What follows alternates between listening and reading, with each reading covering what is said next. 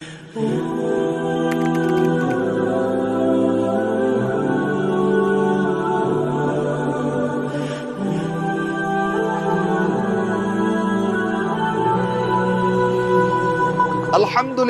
Rehlah Haramain episod kali ini kita berada di bumi Taif. Setelah berlaku titik paling terendah dalam hidup Nabi SAW yang dikenali sebagai tahun duka cita, kematian Abu Talib, Sayyidatina Khadijah dan penolakan dakwah daripada Arab Quraisy, Nabi membawa harapan untuk datang ke bumi Taif untuk berdakwah kepada penduduk Taif.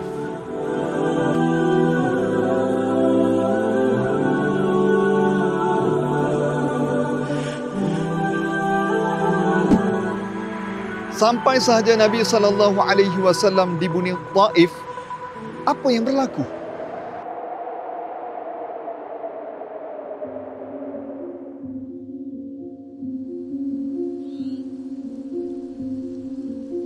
Tahun itu digelar sebagai tahun duka cita kerana dalam tempoh yang singkat, dua insan yang paling dicintai Rasulullah sallallahu alaihi wasallam pergi menghadap Ilahi. Khadijah, isteri tercinta. Abu Talib, bapa saudara yang melindunginya. Kehilangan ini bukan sekadar kehilangan kasih, tetapi kehilangan sokongan moral. Dalam sepi dan tekanan yang menggila, Rasulullah sallallahu alaihi wasallam tetap terus melangkah, lalu memilih untuk ke Taif, membawa harapan baru, dakwah seorang Nabi.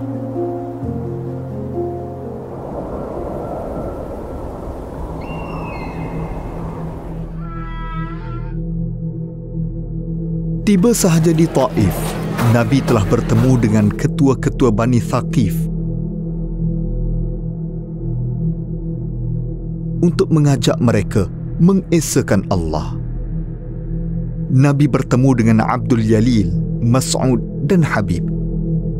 Abdul Jalil menjawab, "Aku akan koyakkan kerambu Kaabah jika kamu yang diutus oleh Allah menjadi Rasul." Mas'ud pula menambah, "Tidak ada orang lain ke selain kamu yang dipilih oleh Allah?" Habib menambahkan ejekan, "Demi Allah, aku tidak akan percaya kepada kamu."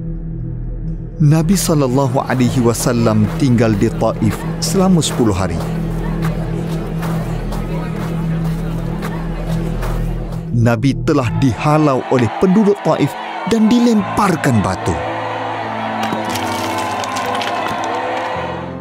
Nabi telah berlindung di sebalik bukit di sebuah kebun anggur milik Utbah bin Rabi'ah. Di sinilah Nabi bermunajat kepada Allah.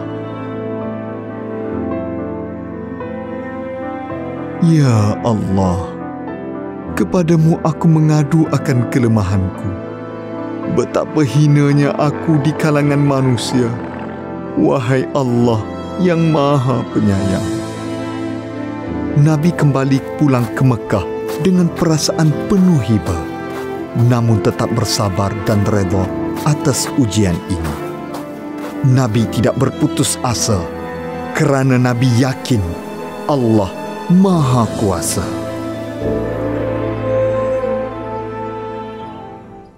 Allah Subhanahu wa taala merakamkan kisah Taif ini di dalam surah Al-An'am ayat 34. A'udzubillahi minasyaitonir rajim.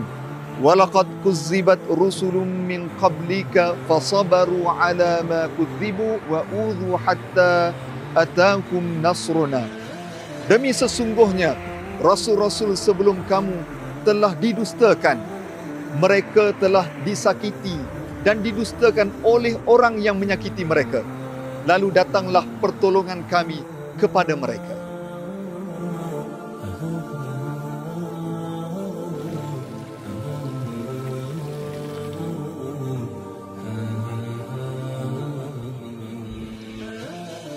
Inilah lokasi Kebun Addas yang sekarang ini dijadikan sebagai Masjid Addas, tempat di mana Nabi SAW berlindung daripada serangan penduduk Taif yang menolak dakwah Nabi SAW.